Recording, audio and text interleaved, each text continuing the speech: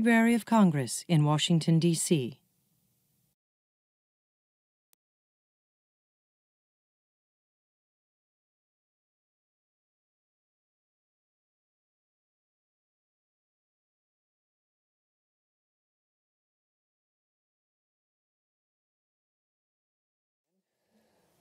Hello, welcome to the Library of Congress, everyone. Nice to see you at noon on a Thursday. My name is Rob Casper. I'm the head of the Poetry and Literature Center here at the library, and I'm honored to present the first of our programs associated with the library's exhibit, Echoes of the Great War, American Experience of World War I. I'm going to see, before I go any farther, I want to just check something on the sound.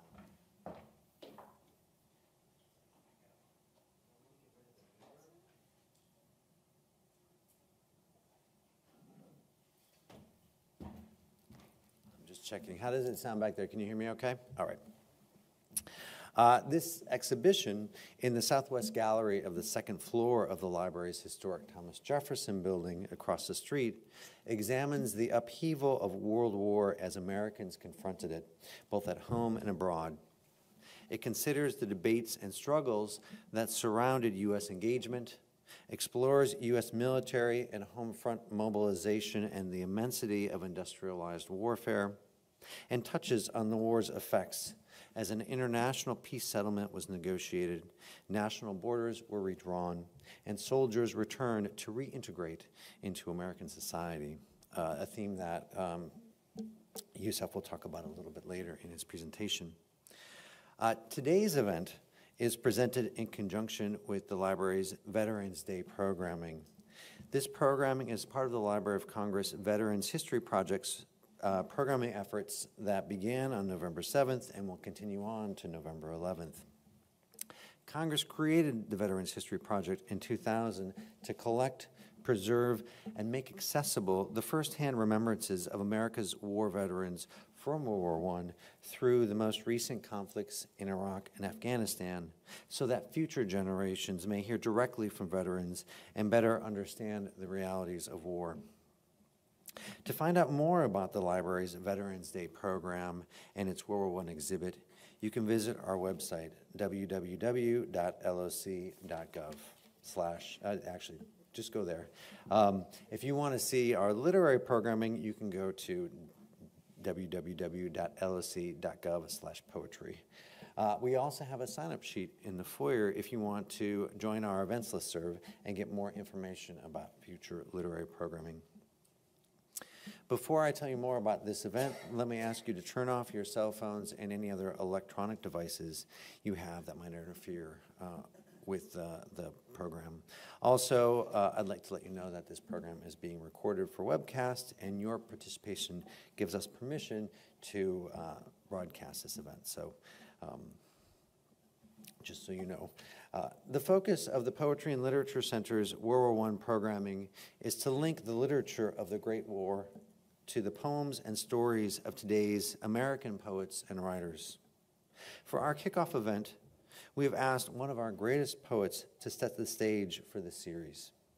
You can read more about Yusuf Komunyakaa in your print program, which should be on your chairs, and you can see his many honors, including a Bronze Star for his, which he received as managing editor of the Southern Cross newspaper during the Vietnam War.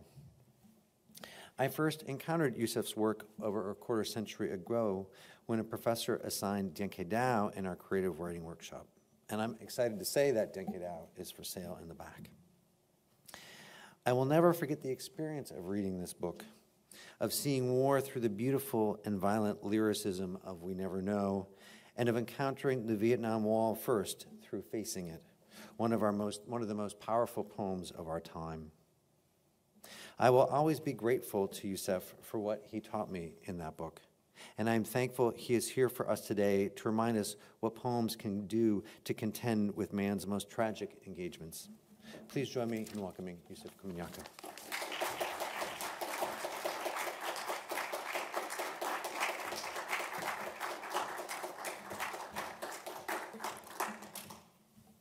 It's a great honor to be here. I would like to say up front that I'm not a historian, but I'm a poet, who loves history. I'm going to start by reading some poems from the Great War. The first poem is entitled, On Being Asked to Write a War Poem, by W.B. Yeats.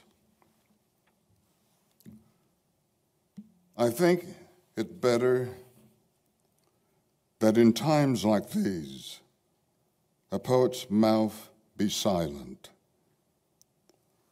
For in truth, we have no gift to set a statesman right. He has had enough of meddling.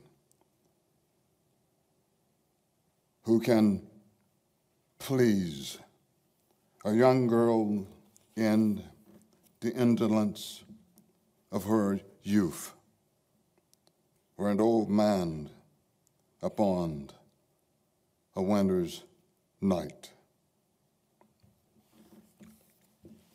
I suppose, in a certain sense, Yeats' poem is a warning, but I'm going to just proceed to a poem entitled The Death of a Soldier by Wallace Stevens.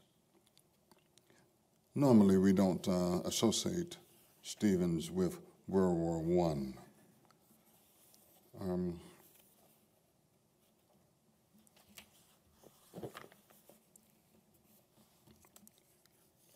Life, contracts, and death is expected as a season of autumn.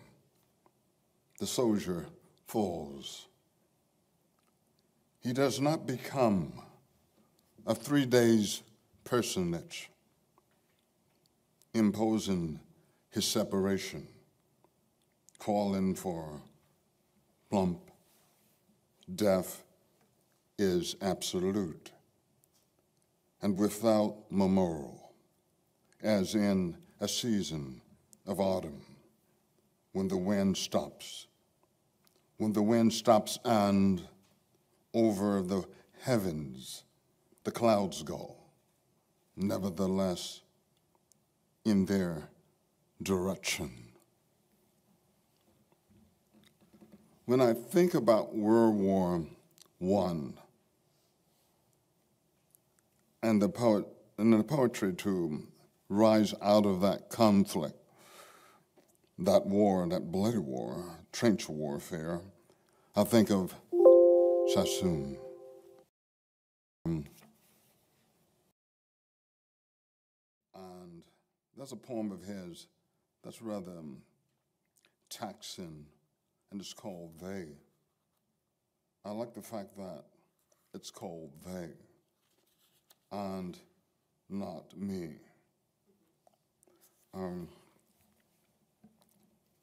The bishop tells us when the boys come back, they will not be the same, for they have fought in a just cause. They lead the last attack on Antichrist. Their comrades' blood has brought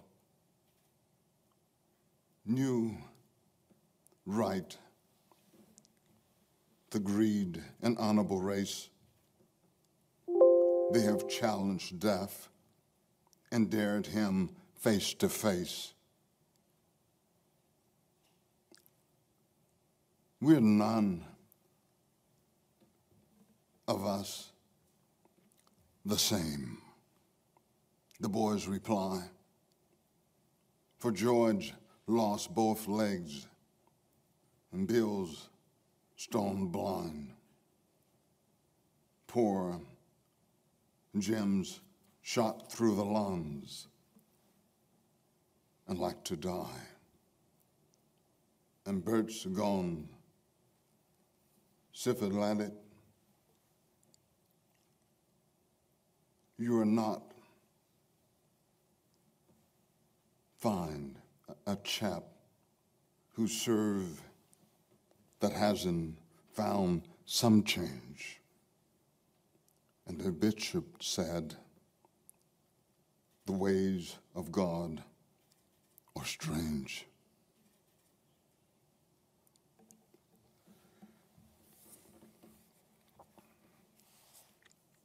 Yes. E. Cummins.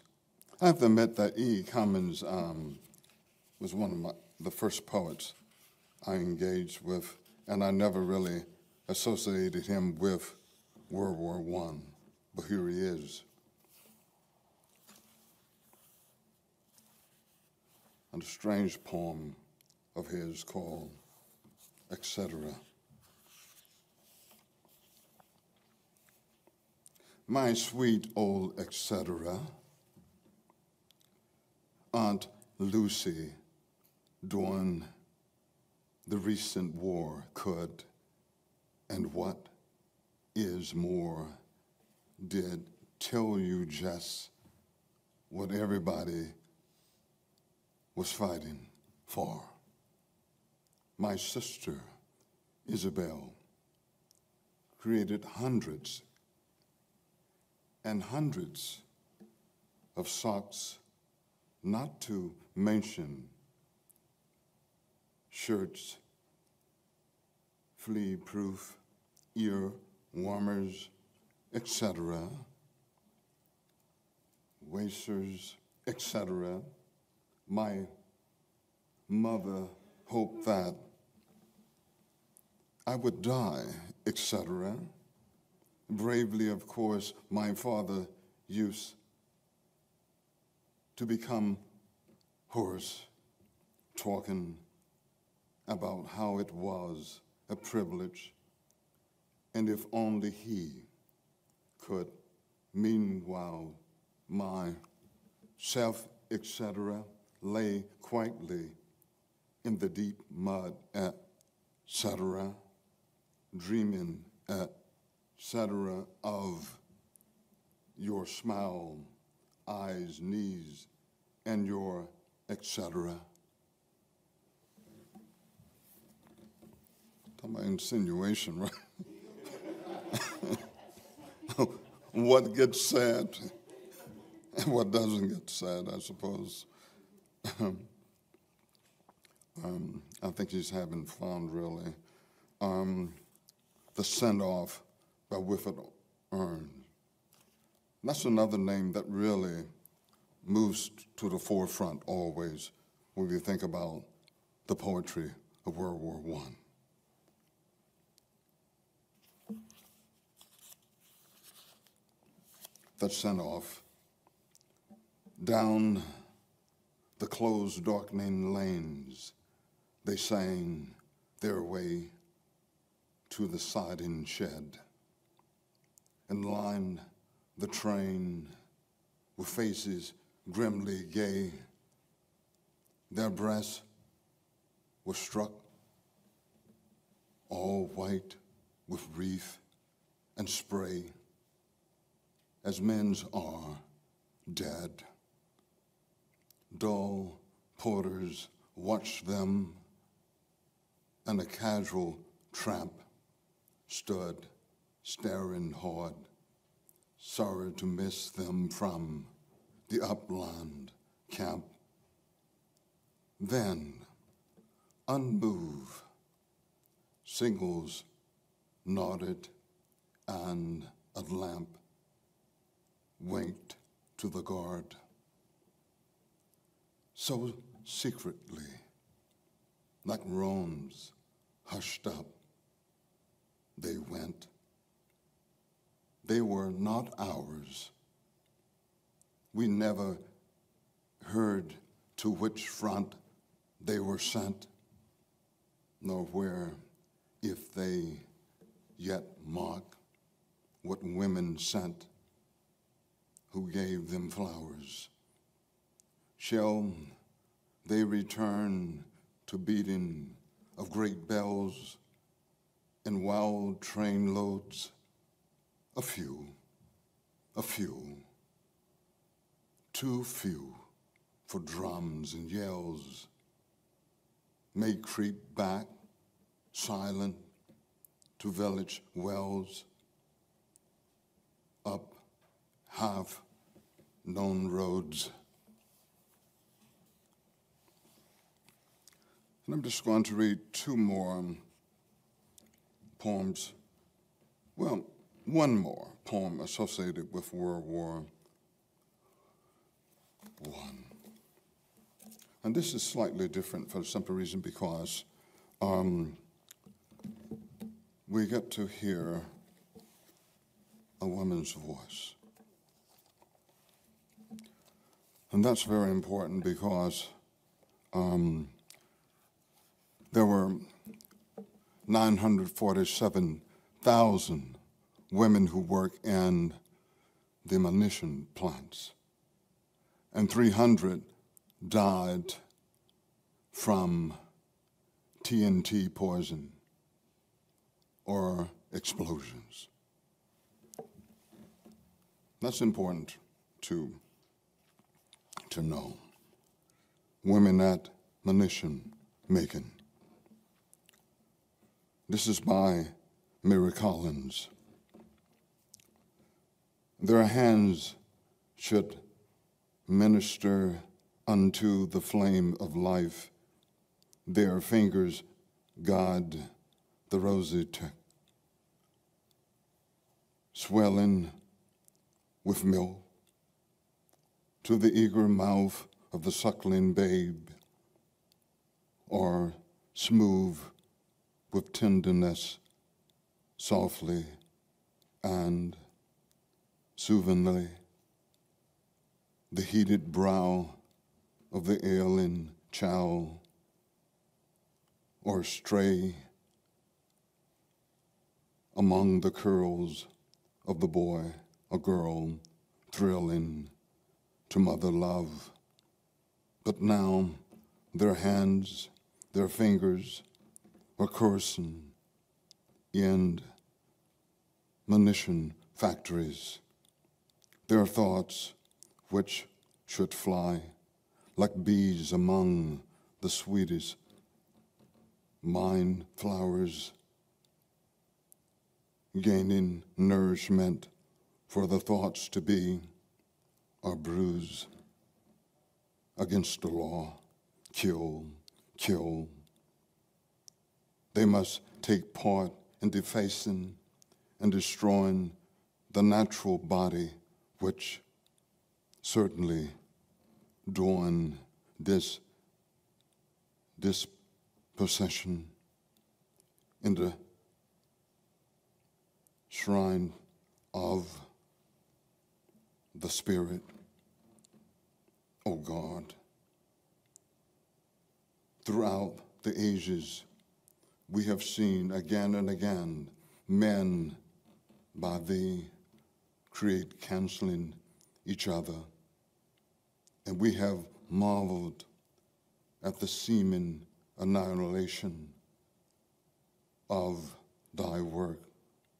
He was retired as a full colonel for the simple reason because he was black.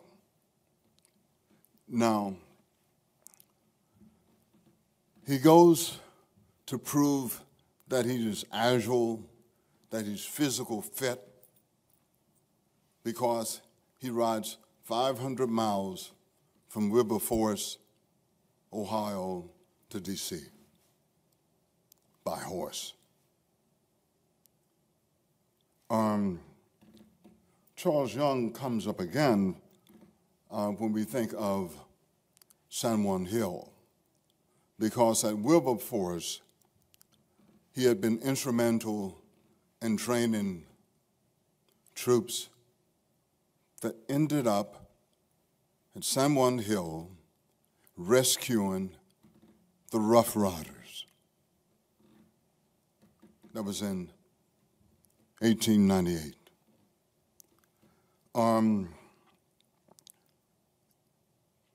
what is the situation of the black man in World War I? For me, it's also personal, but I'm going to play this little clip here from a lyric that I wrote a few years ago.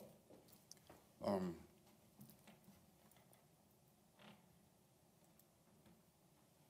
this is about the 369th.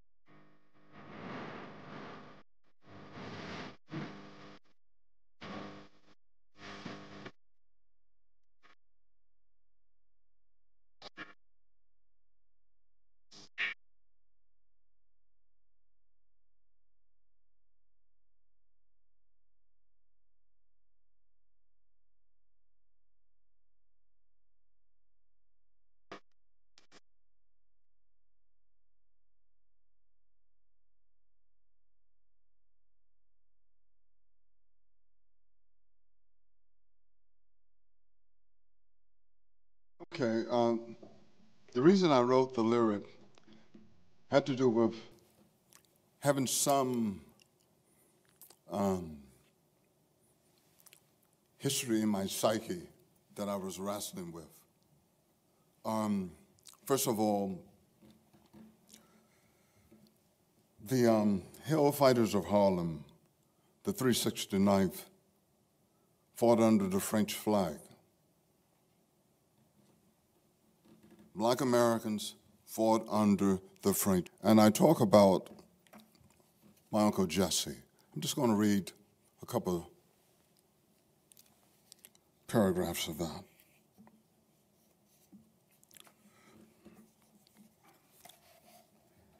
As I reflect, it seems as if I'm transposed, standing in the atmosphere of a memory, a feeling, a place. I can see the room. I can hear a voice. Usually, I'm listening acutely. In this memory, time is sequential. I am standing in the living room with my great uncle, where my great uncle is asleep. And I hear him sob and cry. This is not the first time I hear him this way, but in this memory, I am 6 or 7, and only the way a child can, I ask, "What you crying about, Uncle Jesse?" He rises, sits on the edge of the couch, takes my hand and says, "I was on a death detail overseas. Soldiers were dropping like flies. We cut trenches in the ice. I learned what dog tags are good for. I put one into the mouth of each dead soldier, and the other dog tag in a canvas bag, and we push the dead into ditches till we come back to dig them up." Then he rolls a cigarette from his red can of Prince Abbott. My great uncle Jesse was a veteran of World War I. He fought under the French flag because at the time the U.S. military was segregated. This image of him digging up corpses from the trenches recurred in my psyche. It had already begun to direct my childhood play where one fights imaginary wars. But perhaps this knowing also created a real sense of reflection. At only 6 or 7, I wasn't eager to pretend to be dead.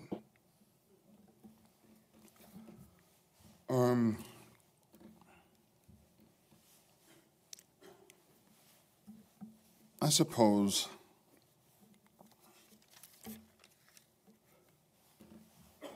I'm going to take a slight turn. I'm going to read a poem that's 1 year after the war. It's written in 1919.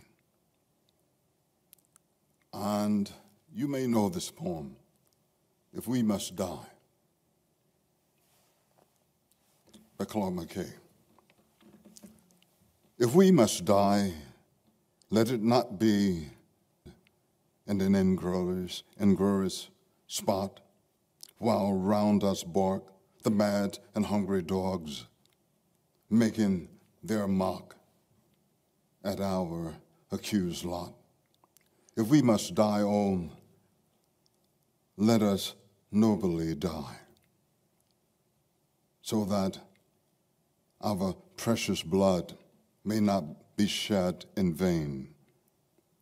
Then even the monsters we defy shall be constrained to honor us, though dead. O kinsmen, we must meet the common foe, though far outnumbered. Let us show us brave, and for their 1,000 blows deal. Soldiers return. The war ends in 1918. This is also a moment of great conflict in America, especially if we look at the history of lynching. And that is what essentially Claude McKay is responding to. A lot of the individuals who are lynched are actually vets. And the other thing about the poem, If We Must Die, Churchill, World War II, reads the poem to the English people. to Britain. He doesn't say anything about Claude McKay writing it. But it's an interesting moment. I'm going to read from a section called, it's a strange title, Love Through the Bullseye. The 12 axes lined up in a row is to sleep with one's eyes open. Yes, of course, there stands lovely Penelope, like a trophy, still holding the brass key against her breast. How did the evening star fall into that room, lost between plot and loot? The plucked strain turns into a lyre, a hum and curses to the unborn.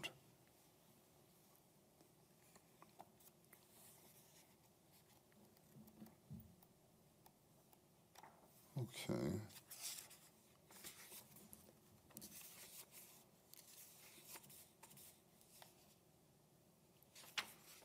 I want to say, okay, here we are.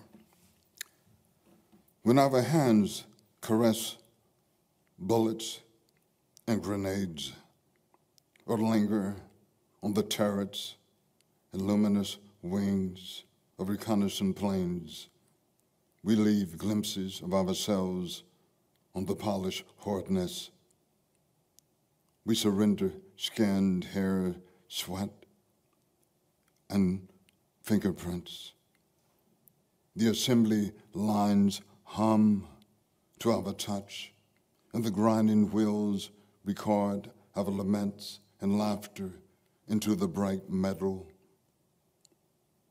I touch your face, your breast, a flower holding a world in focus. We give ourselves to each other, letting the workday slide away. Afterwards, lying there, facing the sky, I touch the crescent-shaped war wound. Yes, the oldest prayer is still in my fingertips.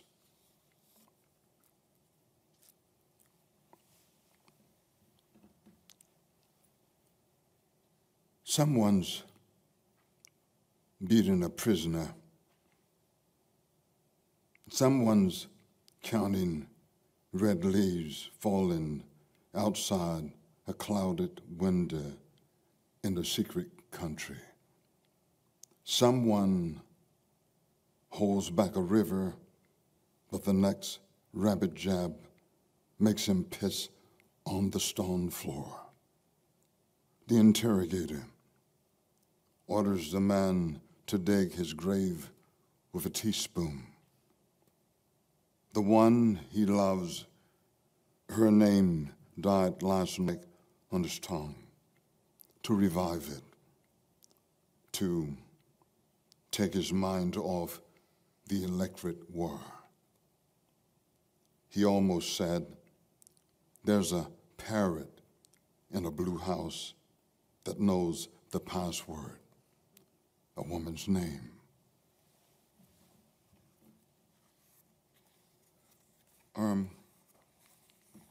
I said I wouldn't write about Vietnam anymore, and about the 14, 15 young black men who threw themselves on grenades in Vietnam. And I'm still trying to make some sense out of that. Where does it come from? It's not rehearsed, it's not practiced. Maybe you can help me, but I'm gonna read this poem called Grenade.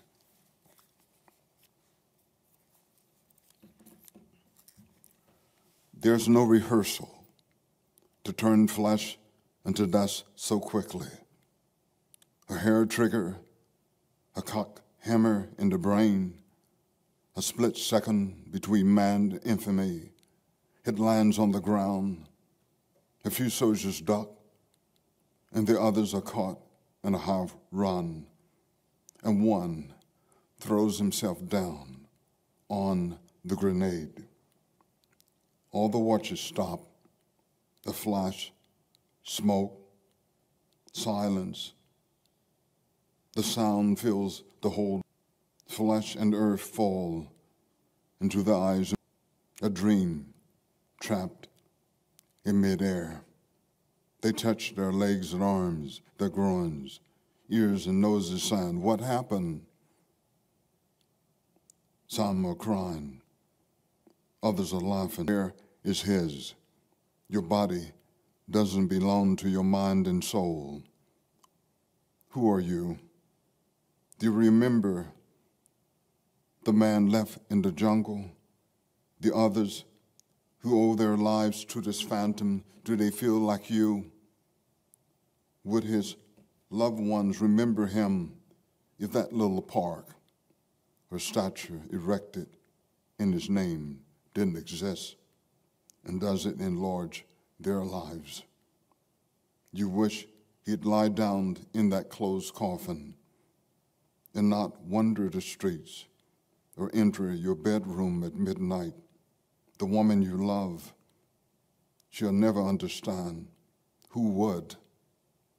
Do you remember what he used to say? If you give a kite too much strain, it'll break free. That unselfish certainty. But you can't remember when you began to live his unspoken dreams.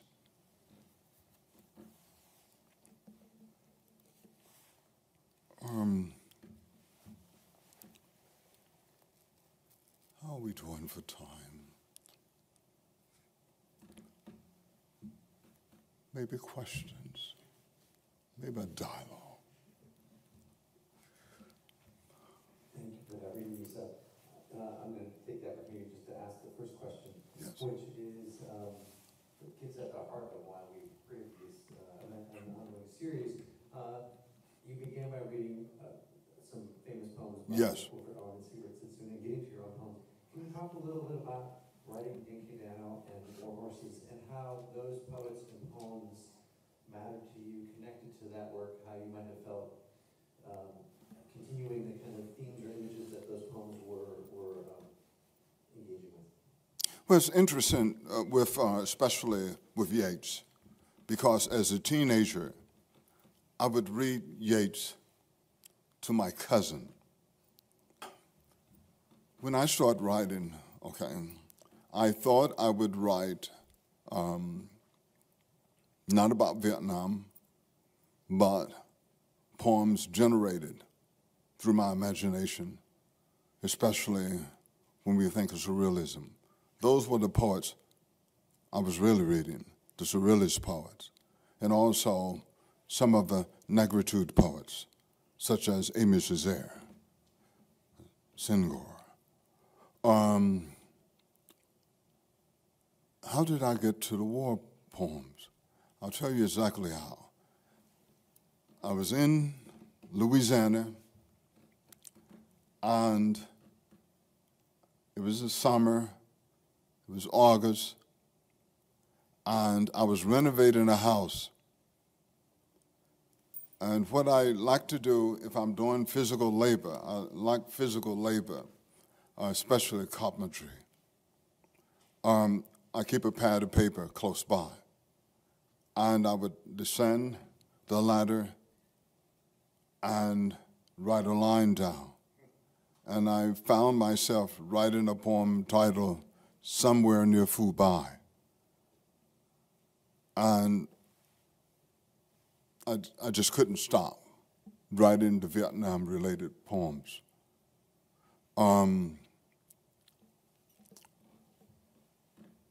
I said I would stop writing those poems as such.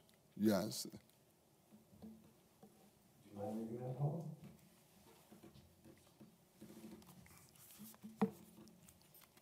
Somewhere near Fubai.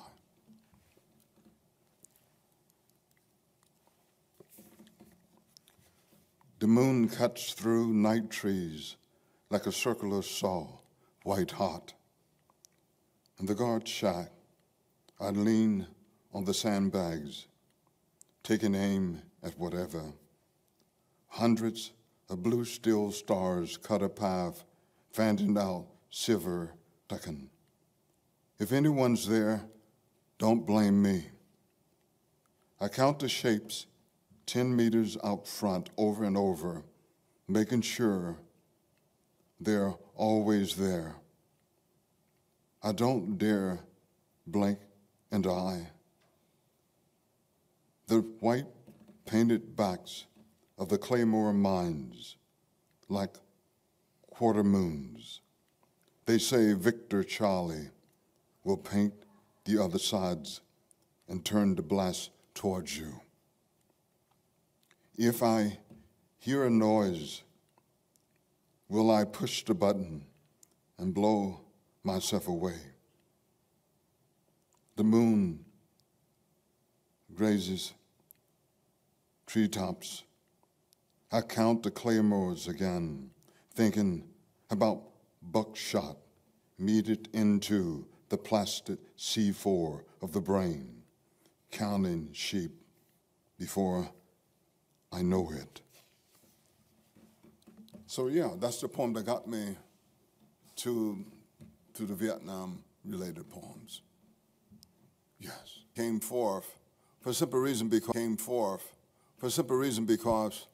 I think it has something to do with the way my mind works. Not to talk about things as much as to visit them again and again through a severe silence, a kind of meditation. But I think it has a lot to do with where I grew up in Louisiana, a small town, that I would venture out into the trees, into nature, and I took in all of those elements. And perhaps, in a certain sense, I was rehearsing being a poet. I'm particularly thinking about the small things. How we take in the small things, not the monumental, but those small things that are cumulative. And before you know it, we have a surprising world at our hands, in our psyche. That's what I feel. I don't know if I growing up in a city, I don't know if I would write poems in the same way. They would be entirely different. Because we internalize the terrain, and that internalized terrain becomes an old. That's what I believe. Yes. Yeah, just to continue on that note, could you describe your writing process a little bit more? For instance, you mentioned when you're doing carpentry work and you have a pencil and paper near you. How do you write a poem? Are you involved in a workshop? Do you write a poem and share it with somebody else to get the feedback? Do you write a poem 5 or 6 or 7 times before it becomes the poem? Let's describe the process by which you write a poem. I often say that I love the principles of jazz improvisation. So I write everything down. A poem initially may be 100 lines, and I very systematically cut it back to 40 lines or 30 lines. And sometimes I have the illusion that a poem is complete, but I return to it and cut it in half. Also, revising. Sometimes I start at the bottom of the poem and read the poem back up through and see how many exit points are there, places where the poem possibly could end. Because I think we want the reader to know everything. when in fact, maybe that's the wrong direction to go. Because the reader is also an instrument of inquiry, of genius. Yes.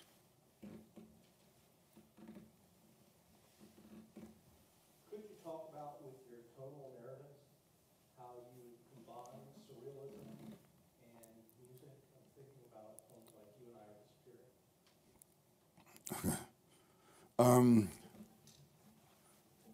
It starts with the fact that I read everything aloud as I'm writing. So I think maybe that's part of it. Also, if we think about it, I remember Richard Hugo saying something very important. He said, you know, I write poems in long and short lines. And I didn't know what he was talking about when I first heard that, until I really thought about it over and over. What he was talking about, essentially, was a kind of modulation, the movement of those lines across the page, not just, you know, straight down a vertical plunge with a certain number of syllables per line. Because we don't really think or speak that way. To just hear it. You don't have to dance it, but you can hear it, right? Language is our first music. Language is our first music.